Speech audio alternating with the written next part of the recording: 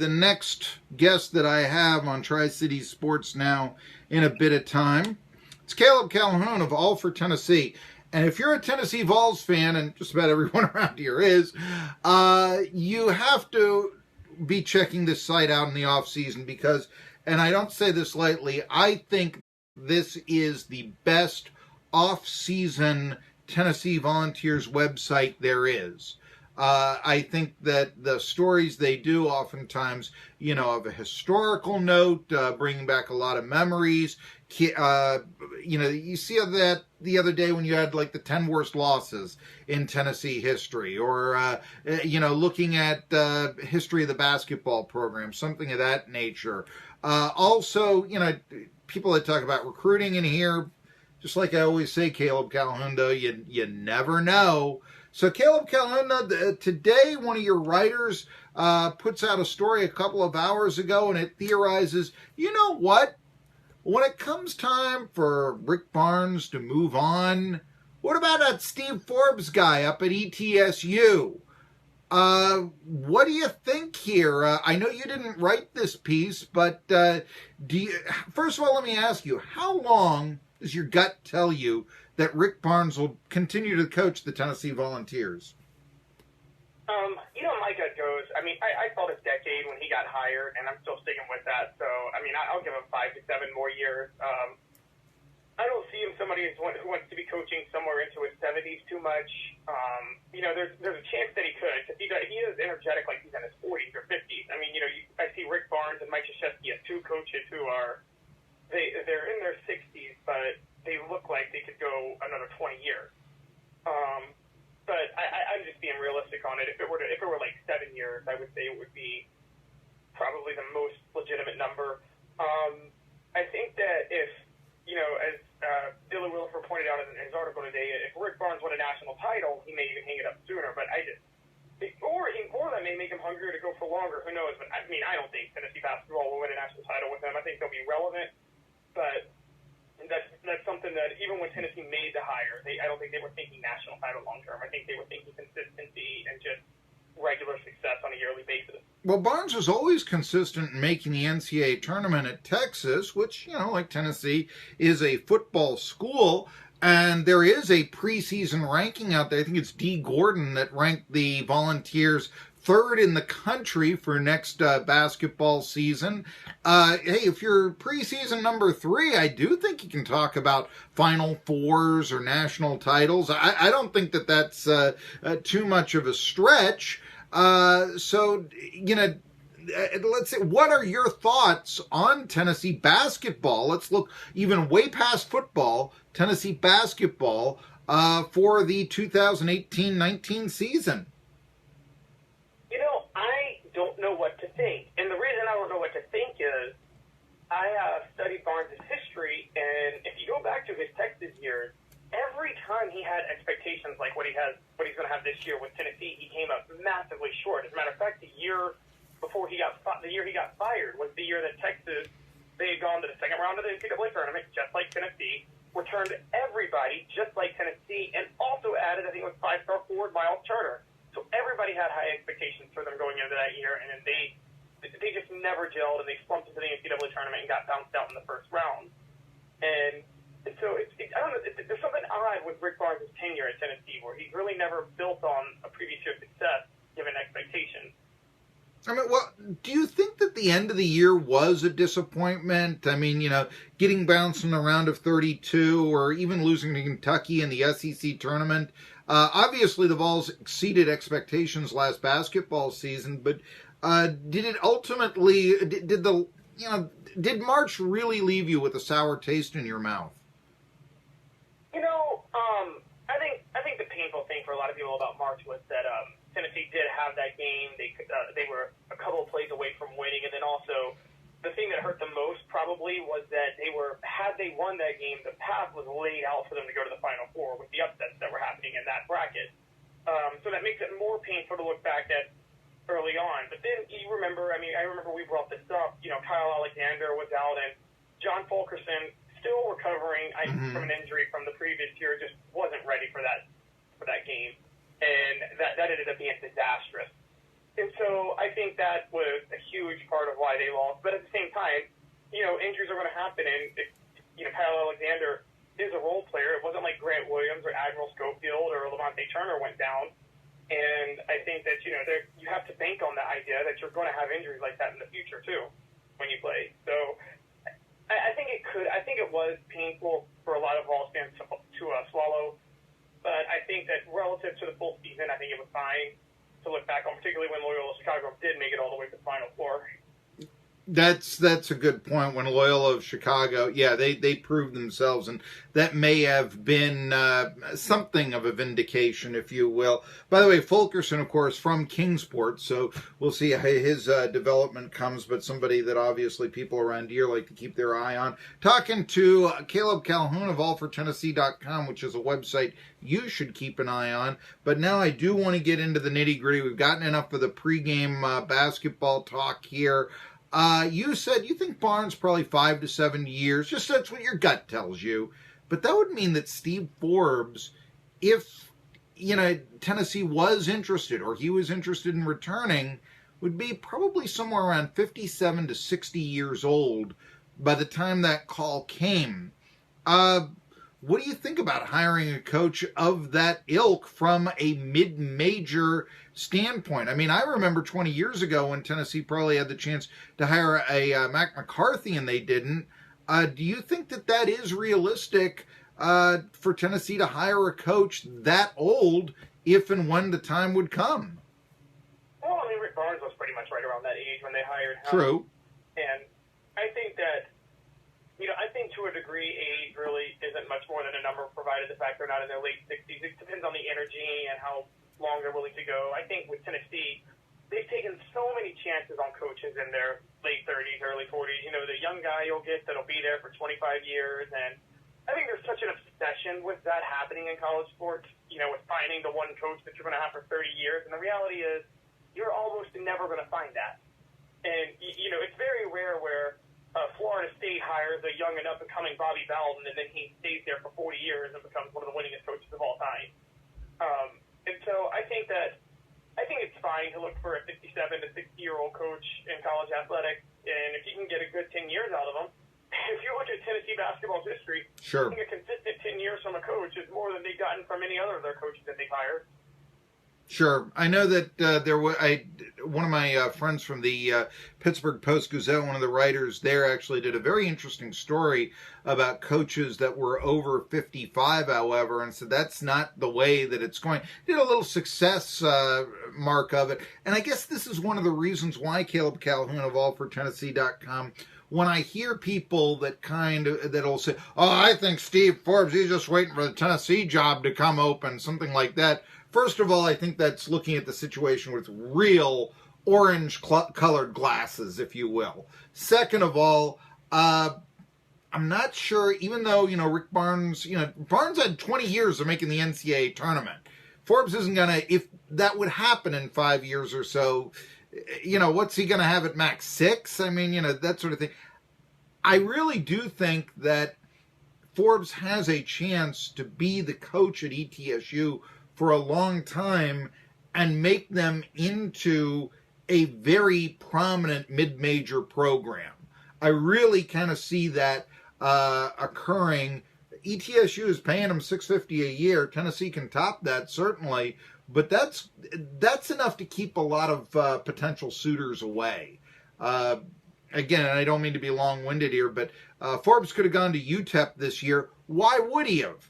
UTEP last won an NCAA tournament game in 1992. That's the same year as ETSU won their last tournament game. I'm not sure it's that much bigger. They weren't going to pay him any more money. So, take that what you will and such. But it is intriguing. Yeah.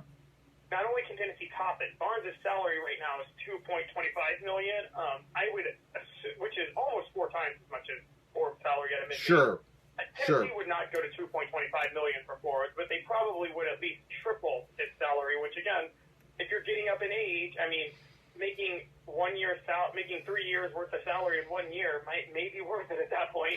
And I see that, and yes, I think that if a major program came along, the only questions are you start asking yourself, And it's a good point. Look, if Tennessee hired Rick Barnes at this age, a guy in the backyard, et cetera, and it's all theory here for 5 years down the line or whenever, but just the idea, age, the one show cause, which will take a lot of suitors off, and the fact that if you're looking at him going to a mid-major, well, ETSU is probably going to match that salary. An SEC program, a major conference program, Big Ten or whoever, yeah, sure, I can see that. Absolutely, Anyway, we're talking to Caleb Calhoun of All for Tennessee, and I guess the big story going around the football program was the recruitment of Brandon Kennedy. I'm glad that schools can no longer put the kibosh and say,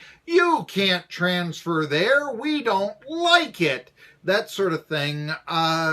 Just some thoughts here on Brandon Kennedy transferring to Tennessee. I just want to ask, are you in agreement with me that this is the right rule, that a school should not be trying to limit where one of their former players can transfer to? Yes, I am in agreement. Now, I also said, and I said it at the time, that I didn't blame Nick Saban for doing what he was doing, because if every other coach is going to do it, you got to keep competitive. You can't let them have a competitive advantage. But I do think the rule itself should have been overturned, and it was right that the rule was overturned. I think an even bigger story is just what this means for the personnel of Tennessee, because I think Jeremy Pruitt, to his credit, and I think he knows he has to do this because he's not walking into as good of a situation as Kirby Smart was at Georgia or Nick Saban was at Alabama. I think he knows he needs to win and win early as much as possible. That doesn't mean he's going to get 10 wins this year, and it's not happening, but he probably knows that he needs immediate help now to at least get to a bowl game so he can sell that for recruiting the next year. And with a guy like Brandon Kennedy, it looks pretty clear that Pruitt's putting a heavy focus on winning right now. I agree, but what do you think then about SEC SIDs picking the Vols for dead last in the SEC? Or I'm sorry. Wasn't it 12? Was it 12? Well, perhaps was it 12th, but was it last in the SEC East? It was low. It was 12, or whatever. But I mean, I do see a lot of 5 and 7s, that sort of thing. I was looking at a YouTube video the other day. They went down the records and made a good point for 5 and 7. Should Vols fans be happy with a 6 and 6? Is what I'm asking. I think they'll take a 6-6 record this year. I think Vols fans. I think if you polled most Vols fans going into every year, it wouldn't matter the year. They would have 9 wins as their benchmark. But that's probably not happening this year. So I think they should be fine with a 6-6 record. Again, Pruitt he didn't just inherit less talent than a Kirby Smart inherited at Georgia or Nick Saban. Unlike those guys, he's changing both systems on offense and defense. Yeah. So, it's less talent and a complete system change on both sides of the ball. And so I think he's going to play a lot of graduate transfers this year. We've talked about how Tennessee, it's not as easy to recruit as it is to build a system around Alabama and Louisiana. So it is more important to try to win as many games as you can up front. And so I think that he's going to get these graduate transfers, and he's going to throw them out there. And it's not going to matter that they're not going to be here next year, because I don't think he can afford to think about the next year right now. Let me ask this. I mean, Kennedy did have a nice recruiting ranking, but he was going to be Alabama's backup center on the depth chart. I mean, never really, made a whole lot of noise as an offensive lineman at Alabama. It seems like a million years since Tennessee beat Alabama. When you're excited about getting the backups from Alabama at Tennessee, what does that say about the Tennessee football program? Do you think they can ever really compete on that level again with the Crimson Tide on a yearly basis? I mean, probably not when Alabama has Nick Saban, but if you look at where Tennessee's fallen as a program, I think a backup center for Alabama they'll take that in a heartbeat right now, particularly how decimated their offensive line is. And I mean, I would have said that, back in 2007 when Nick Saban went to Alabama at first, I think the backup center for Tennessee at that time was Josh McNeil, and I'm pretty sure they would have taken him too. So I think it's just kind of the programs are at totally different states right now, and I think that Tennessee, again, Brandon Kennedy is the backup center. We know this. Nick Saban, I think until Kirby Smart got to Georgia last year, I think Nick Saban had more than twice as many parade All-Americans on his per year on his team as every other school in the country. So backups at Alabama are usually good enough to start for championship teams elsewhere. That's not to say Tennessee competes for a championship. They're not. But I don't think it's a big deal that Brandon Kennedy was a backup. Keller Crisp for a little while was a backup at Stanford, never fully consistently had the starting job, and Madre London really never saw a lot of action at Michigan State. But those were all decent players, and I think that's what Pruitt needs right now. He needs decent players who are veterans who can help him win immediately. I agree, and I do like the JUCO transfers that they picked up at tight end and at linebacker this year. You know, I do like and just by reading the write-ups, that's what you have to go by. But those write-ups impressed me, Caleb Calhoun of All for Tennessee. Hey, I want to go on with the negative here, and one of the stories I did actually go through, it was gut-wrenching to read, but were the you recently picked the 10 biggest upset losses in Tennessee history. The number one, by the way, I kind of like that. Losing to LSU in 2001 in the SEC title game, because one can say that the program never really was the same after that. I think there's something to be said for that. But I did want to ask you, wait a minute, where was North Texas State in 75? Where was the 38-0 Hee-Haw Kiner game to Ole Miss? How did you come by with the list that you did?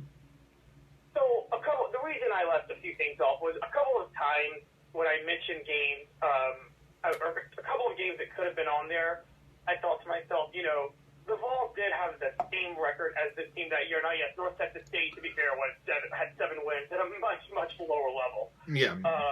But, when I look at upsets, you kind of look at what's the state of the program when they play each other in terms of disparity. And at that time, if I remember, it was late in the season. Tennessee was already reeling. North Texas State wasn't a terrible team. It wasn't the same as when they lost to Wyoming in 2008. Mm-hmm. Whereas they had similar records, but Wyoming was significantly worse if you looked at that team overall, and that was just a confluence of bad things that happened that week. So that was why I left North Texas State off. I also left off, if I remember, like Mississippi State in 79 and 86. If you remember, Tennessee opens the 1986 season looking to build off 85, a ton of momentum. And Don Smith runs 60-odd yards for a touchdown. Yes, I think he's still in jail, as a matter of fact, Don Smith. But yes, go ahead. Yes, anyway. Yeah, and they never recovered from that. But then I kind of looked at the state of the programs and how they finished. And when you looked at it in hindsight, it wasn't really an upset at that point. So there was a lot of difficult things that kind of went into play when I framed these upsets. But they were tough, and I had to leave some out when I did 10. Yeah, no, and I get that. I mean, I was thinking Rutgers, I guess, around 79. 86, the Vols really did start badly. I mean, losing to Army, for instance, was one of the games that I seem to recall. But anyway, I was going to say to you, Caleb Calhoun, Wyoming. You also had South Carolina, I think was your 4th back in 92. And I just found that to be intriguing because I think the Wyoming game probably, that was really one that probably did it in for Phil Fulmer. I think he was actually fired officially after the South Carolina game, but after Wyoming, people were, what is going on here?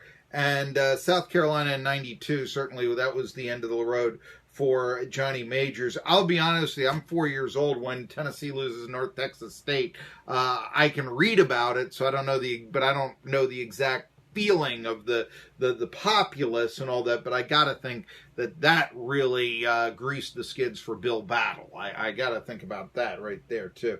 You're talking to Caleb Calhoun of All for Tennessee. What do you got coming up on your website? Well, we're still doing some historical stuff. Today we're working on a story about the 10 most underappreciated Tennessee football players in history. And we'll have that coming out. And then Billy, my co-editor, is going to do one. We were waiting to see what would happen week at Tennessee, we're going to rank the graduate transfers that are in the program, because there's 4 of them right now, and to see who's most likely to make the biggest impact on the Vols this year. So we're going to do a couple of those, and then we got a few other things coming this week, but those are the big ones for today. Let me ask you a question. Is Chris White on your list? Give me a sneak preview of those 10 most underappreciated players, because he was a defensive back who led the nation in interceptions in 1985, the famed 1985 team. Never played pro football. They still have his number 1 jersey up in, I think, the media room or so. You know, I mean, is Chris White on that list? You know, Chris White is not, and maybe I should consider putting him on. I would say that it's hard for me to gauge the appreciation he was getting at the time, because obviously I wasn't alive when Chris White was there. You know what I mean? But that is true. He was very, very, very effective in 1985. And I could look at that. There were some others that I went a little more recent with this one. You know, kind of particularly people from the 98 team that I feel, you know, everybody talks about a couple of guys from that 98 team, but there were some players that you'll see on here that are talked about in high regard, but one in particular should be talked about with the greatest 5 Tennessee Vols of all time, and I'm not talking about Al Wilson, by the way. So I'm going to give a heads up on that.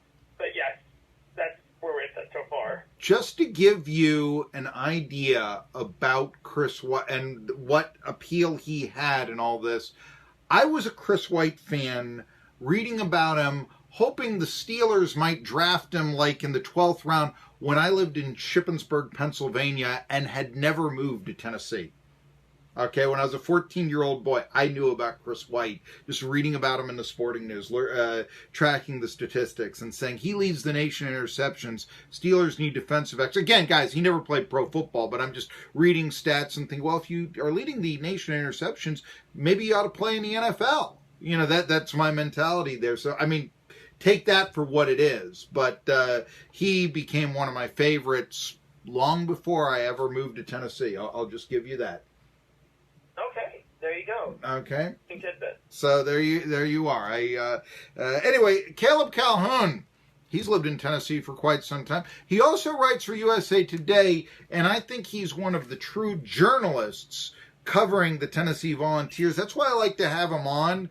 When Caleb Calhoun says something to me, I think that opinion comes from honesty and not just, I rooted for the team for a long, long time. And that goes a long, long way. So we'll have him back on again. Tri-City Sports Now continues after this. And by the way, that is true.